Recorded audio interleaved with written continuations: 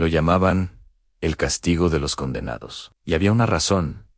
La Guerra Civil Española no fue solo un conflicto bélico, fue un abismo donde la crueldad humana alcanzó cotas inimaginables. Un purgatorio de torturas, ejecuciones y castigos que se extendió por cada rincón del país, perpetrado con una brutalidad indiscriminada por ambos bandos. La limpieza de retaguardia se convirtió en una realidad sangrienta, dejando a su paso un rastro de terror y sufrimiento sistemático que nadie pudo olvidar. Este es el relato de ese horror. El sonido opaco de los camiones en la noche se convirtió en la banda sonora de la muerte en las ciudades republicanas. Eran las famosas sacas de presos, hombres y mujeres extraídos de las cárceles, bajo la falsa promesa de un traslado o una liberación, solo para ser llevados a las afueras y ejecutados sumariamente, sin juicio,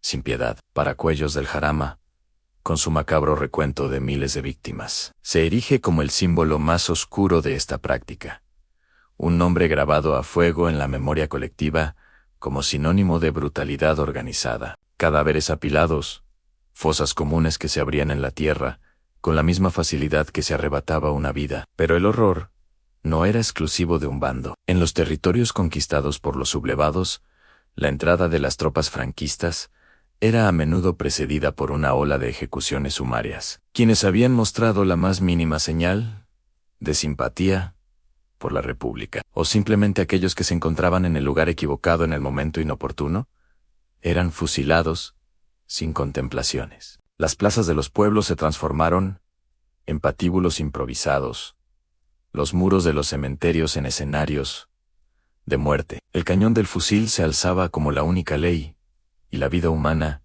carecía de valor. La violencia era una herramienta de control, un mensaje brutal para aplastar cualquier atisbo de resistencia o disidencia. Más allá de las ejecuciones masivas, la guerra civil desató un infierno de tortura física y psicológica, donde la crueldad se perfeccionó hasta límites insoportables. En las infames checas republicanas, la tortura no siempre buscaba la muerte inmediata, sino la aniquilación gradual de la voluntad, la destrucción del ser. Se emplearon métodos crueles y despiadados, muchos de ellos diseñados para quebrar la mente antes que el cuerpo. El dolor físico era una herramienta, pero el tormento psicológico era el objetivo final. El aislamiento prolongado, las amenazas a la familia, las simulaciones de ejecución, todo con la intención de que el prisionero hablara, confesara o simplemente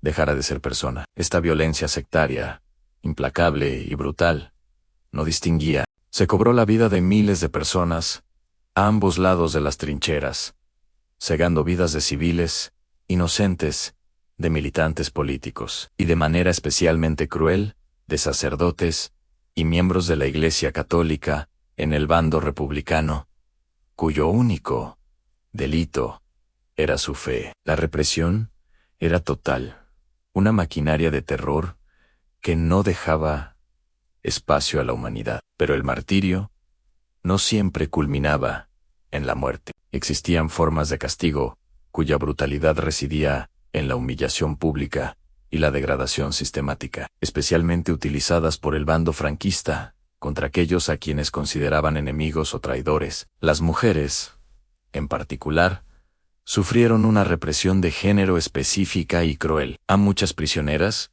se les rapaba la cabeza al cero, no solo como una marca de vergüenza y deshumanización, sino también para dificultar su identidad y borrar cualquier vestigio de su individualidad. Se les obligaba a beber aceite de ricino, un potente purgante que provocaba vómitos y diarreas incontrolables en público, con el objetivo de anular su dignidad y someterlas a un escarnio insoportable. Pero quizás una de las torturas más despiadadas era la separación forzada de las madres de sus hijos, un castigo que desgarraba el alma y dejaba cicatrices emocionales imborrables. Estos actos no buscaban el fin físico inmediato, sino la aniquilación moral y social de la víctima, convirtiéndolas en ejemplos vivos del precio de la disidencia, infundiendo terror en la población y consolidando el control ideológico a través del dolor y la vergüenza. En este laberinto de horrores emerge la figura de las checas, centros de detención extrajudiciales que se convirtieron en símbolos del terror en la retaguardia republicana. No eran prisiones oficiales, sino espacios improvisados y gestionados por partidos políticos y sindicatos armados, operando al margen de cualquier legalidad o control judicial. Su propósito era claro en la aniquilación de la disidencia. Aquí, supuestos enemigos políticos y religiosos eran arrastrados para ser interrogados con una ferocidad inaudita, torturados hasta el límite de la resistencia humana, y en no pocas ocasiones, asesinados. Estos lugares fueron el escenario de interrogatorios sin fin, donde la verdad era maleable y la confesión, arrancada a golpe de dolor, una mera formalidad. Las checas se erigieron como pequeños reinos de terror, donde la vida y la muerte de un individuo pendían de la arbitrariedad de sus captores, y donde el verdugo y el juez se fundían en una misma figura implacable. En el corazón de estas checas, la tortura psicológica alcanzó niveles que hoy denominaríamos psicodélicos, diseñados con una perversa precisión para anular la voluntad del prisionero. El aislamiento prolongado en celdas minúsculas y oscuras, la privación de sueño y el cambio constante y abrupto de luces y sonidos estridentes desorientaban a las víctimas hasta borrar los límites entre la realidad y la alucinación. La escasez de comida y bebida calculada para mantener a la persona al borde del desmayo, sin llegar a matarla, completaba un cuadro de sufrimiento que buscaba quebrar no solo el cuerpo, sino la esencia misma de la mente humana. Y detrás de esta maquinaria del horror, no solo había ideología, sino también un siniestro negocio. Figuras como el exmilitar Alexander Lorenschik destacaron por su macabra creatividad, ideando los calabozos de algunas de estas prisiones con el único fin de maximizar el sufrimiento y la desesperación de los reclusos. Pero las checas no solo eran centros de represión política. En muchos casos, se transformaron en un lucrativo negocio de saqueo. Delincuentes comunes, amparados por el caos y el poder que les otorgaba el momento, actuaron como verdugos, enriqueciéndose al expoliar a sus víctimas. Joyas, dinero, propiedades, todo les era arrebatado a personas que, en su mayoría, eran inocentes, muriendo por la falta absoluta de garantías procesales y en el más cruel